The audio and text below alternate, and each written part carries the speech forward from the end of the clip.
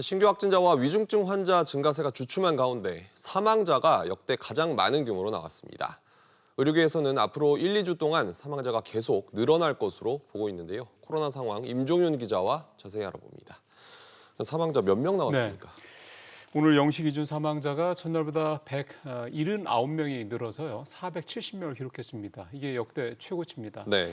사망자는 지난 16일 확진자가 62만 명을 넘으면서 역대 최고치를 찍을 때 429명을 기록을 했었는데요. 오늘은 확진자가 전날 대비 10만 명 가까이 줄어들었음에도 불구하고 역대 최대치를 기록할 정도로 크게 늘었습니다. 말씀하신 대로 신규 확진자나 위중증 환자는 증가세가 어느 정도 주춤했습니까? 예, 또 표를 좀 보면서 설명을 드리는 게 이해하시기 도움이 될 것 같은데요. 최근 일주일 새 신규 확진자, 위중증 환자 그리고 사망자의 추이를 나타내는 그래프입니다. 제일 위가 신규 확진자고 그 중간에 있는 게 위중증이고 제일 밑에 하단에 깔린 게 사망자인데요.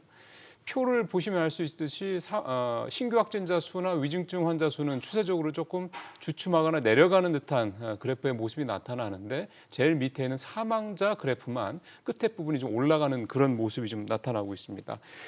신규 확진자, 위중증 이거 추세적으로 감소했다. 추세적으로 정점을 찍고 감소했다. 아직 그렇게 보기는 이르지만 현재 상황으로 봤을 때는 뚜렷하게 주춤한 반면 사망자 수만 늘어나는 그런 모습입니다. 그런데 사망자가 급증한 이유는 뭡니까? 일단 이 부분에 대해서 오늘 정부가 오전 중대본 브리핑에서 밝힌 얘기는 기저질환이 있는 중환자가 오미크론에 감염돼서 사망했을 가능성 이렇게 언급을 했고 정확한 원인은 좀 분석을 하겠다 이렇게 얘기를 했는데요. 의료계는 확진자나 위중증 환자 추세와 일정 시차를 두고 사망자가 늘어나는 그런 흐름이 나타난 것이다. 이렇게 설명을 하고 있습니다. 들어보시겠습니다. 네. 사망자가 위중증 환자 발생과 한 1, 2주 시차를 두고 발생을 하니까 앞으로 2, 3주 동안은 사망자가 계속 증가하면서 나올 가능성이 많죠.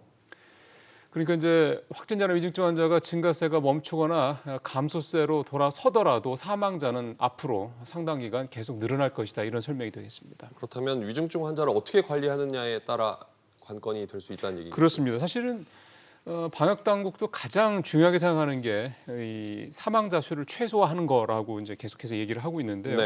어제 그런 차원에서 식약처가 두 번째 먹는 치료제인 라게브리오를 긴급 사용 승인한 것도 그런 배경으로 이해를 하시면 될 것 같습니다. 확진자 수가 크게 늘면서 함께 증가하고 있는 위중증 환자가 사망으로 가지 않도록 먹는 치료의 수급이 그만큼 중요해졌기 때문인데요.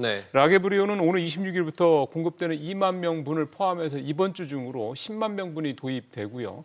그다음에 팍스로비드는 원래 오늘 들어오기로 했는데 추가분 4만 4천 명이 예정보다 하루 늦은 내일 오후에 국내에 도입될 예정입니다. 그렇군요. 임종윤 기자였습니다.